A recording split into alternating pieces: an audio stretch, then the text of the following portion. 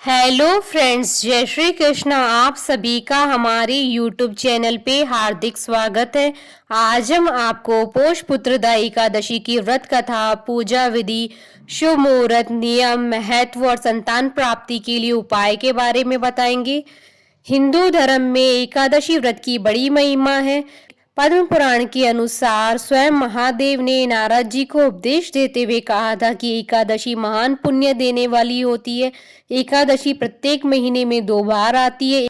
पूर्णिमा के बाद आने वाली एकादशी को कृष्ण पक्ष की एकादशी और अमावस्या के बाद आने वाली एकादशी को शुक्ल पक्ष की एकादशी कहते हैं। जो भक्त एकादशी के दिन उपवास रखते हैं वह एकादशी के दिन नियमों का कड़ाई से पालन करते हैं तथा अगले दिन सूर्योदय के बाद ही उपवास का समापन करते हैं। एकादशी व्रत के दौरान सभी प्रकार के अनाज का सेवन वर्जित होता है। जो लोग किसी कारणवश एकादशी व्रत नहीं रखते उन्हें एकादशी के दिन भोजन में चावल का प्रयोग नहीं करना चाहिए तथा झूठ व परनिंदा से बचना चाहिए। जो व्यक्ति एकादशी के दिन विष्णु सहस्त्र नाम का पाठ करता है उस पर भगवान विष्णु की विशेष कृपा होती है। पौष मास की शुक्ल पक्ष की एकादशी को पोष पुत्रदा एकादशी कहा जाता है। इस दिन सुदर्शन चक्रधारी भगवान विष्णु जी की पूजा की जाती है। मान्यता है कि इस व्रत को करने से संतान की प्राप्ति होती है, इसलिए इसे पोष पुत्रदा एकादशी कहा जाता है। वैसे तो एकादशी का व्रत सभी व्रतों में महत्वपूर्ण माना गया है। संतान प्राप्ति के लिए पुत्रदा एकादशी व्रत को अमोघ माना गया है। शास्त्रों के अनुसार जो भी दंपति पूरी श्रद्धा से इस व्रत को करते हैं उन्हें एक योग्य संतान की प्राप्ति अवश्य होती है।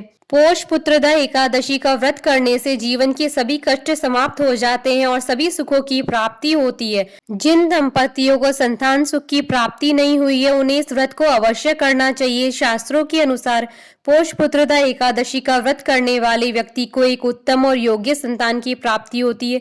इसके अलावा जिन लोगों को पहले से ही संतान सुख की प्राप्ति हो चुकी है, यदि वह लोग इस व्रत को करते हैं तो उनकी संतान संबंधी सभी परेशानियां समाप्त हो जाती है और उनके संतान की रक्षा होती है। शास्त्रों के अनुसार इस व्रत को अश्वमेध यज्ञ के बराबर बताया गया है, इसलिए प्रत्येक मनुष्य को पोष पुत्रदा एकादशी का व्रत अवश्य करना चाहिए। पोष पुत्रदा एकादशी का शुभ मुहूर्त पंचांग के अनुसार इस बार पोष पुत्रदा एकादशी 24 जनवरी 2021 रविवार के दिन है। एकादशी तिथि प्रारंभ होगी 23 जनवरी 2021 को रात्रि 8:56 पर और एकादशी तिथि का समापन होगा अगले दिन 24 जनवरी 2021 को रात्रि 10:57 पर।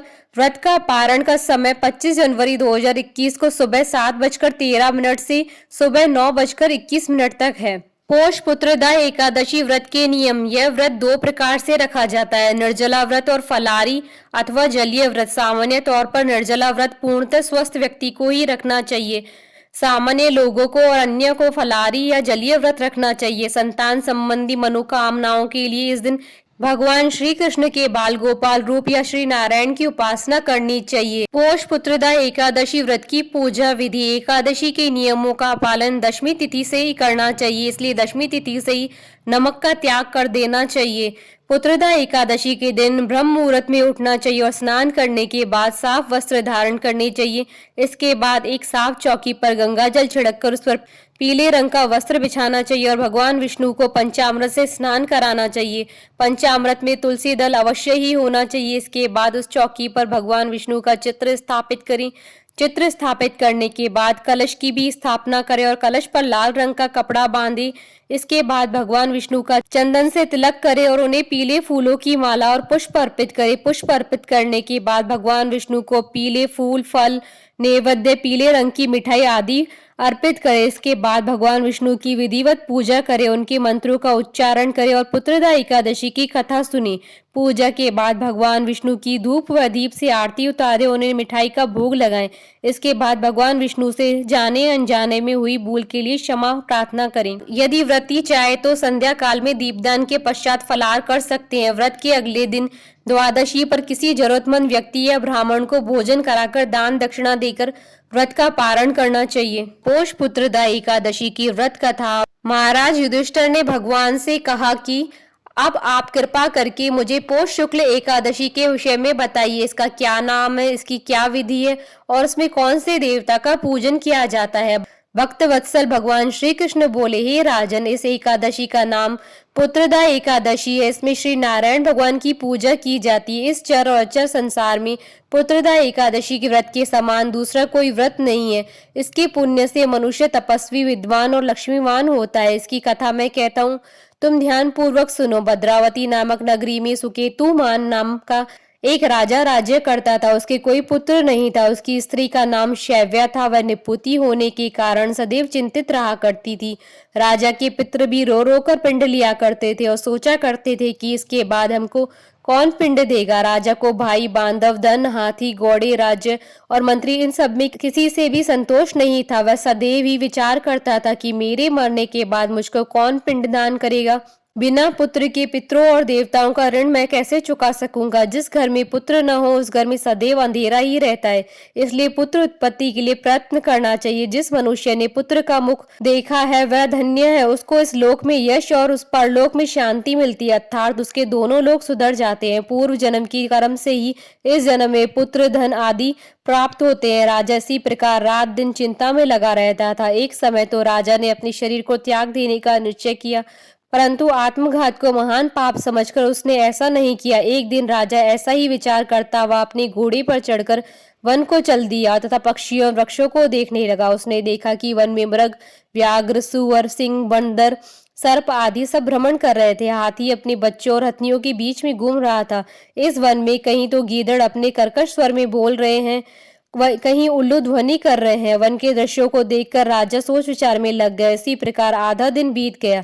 वह सोचने लगा कि मैंने कई यज्ञ किए, ब्राह्मणों को स्वादिष्ट भोजन से तृप्त किया, फिर भी मुझको दुख प्राप्त हुआ क्यों। राजा प्यास के मारे अत्यंत दुखी हो गया और पानी की तलाश में इधर उधर फिरने लगा। थोड़ी दूरी पर राजा ने एक सरोवर देखा।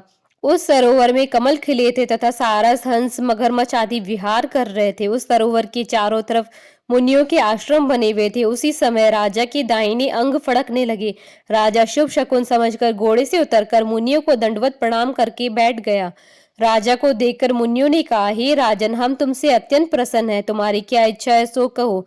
राजा ने पूछा, महाराज आप कौन हैं और किस लिए यहाँ आए, कृपा करके बताइए। मुनि कहने लगे कि हे राजन, आज संतान देने वाली पुत्रदा एकादशी है। हम लोग विश्वदेव हैं और सरोवर में स्नान करने के लिए आए हैं।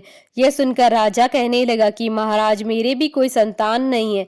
यदि आप मुझ पर प्रसन्न हो तो एक पुत्र का वरदान दीजिए। मुनि बोले, हे राजन, आज पुत्रदा एकादशी, आप अवश्य इस व्रत को करें। भगवान की कृपा से अवश्य ही आपके घर में पुत्र होगा। मुनि के वचनों को सुनकर राजा ने उसी दिन एकादशी का व्रत किया और द्वादशी को उसका पारण किया। उसके पश्चात मुनियों को प्रणाम करके महल में वापस आ गया। कुछ समय बीतने के बाद रानी ने गर्भ धारण किया और 9वें महीने के पश्चात उसके एक पुत्र हुआ। वह राजकुमार अत्यंत शूरवीर, यशस्वी और प्रजापालक हुआ। श्री कृष्ण बोले, हे राजन, पुत्र प्राप्ति के लिए पुत्रदा एकादशी का व्रत करना चाहिए। जो मनुष्य इस महात्मा को पढ़ता है या सुनता है उसे अंत में स्वर्ग की प्राप्ति होती है। संतान प्राप्ति का उपाय, प्रातः काल पति पत्नी दोनों संयुक्त रूप से भगवान श्री कृष्ण की उपासना करें। संतान गोपाल मंत्र का जाप करें। मंत्र जाप के बाद पति पत्नी प्रसाद ग्रहण करें। गरीबों को श्रद्धा अनुसार दक्षिणा दें और उन्हें भोजन कराएं। बोले भगवान श्री कृष्ण की जय, भगवान विष्णु की जय, सनातन धर्म की जय। आशा करती हूँ कि आपको पोष पुत्रदा एकादशी की व्रत कथा, पूजा विधि, शुभ मुहूर्त और महत्व का ये वीडियो पसंद आया होगा। तो आप इस वीडियो को अधिक से अधिक लाइक और शेयर कीजिएगा ताकि सभी भक्तों को इस वीडियो का लाभ प्राप्त हो सके। आप हमारे चैनल को सब्सक्राइब जरूर कीजिएगा अगर अब तक नहीं किया है तो, ताकि आप और हम कनेक्टेड रहें। साथ ही प्रेस करना ना भूलिएगा बेल आइकन को, जिससे नए वीडियो से रिलेटेड नोटिफिकेशन आपको तुरंत प्राप्त हो सके। जय श्री कृष्णा।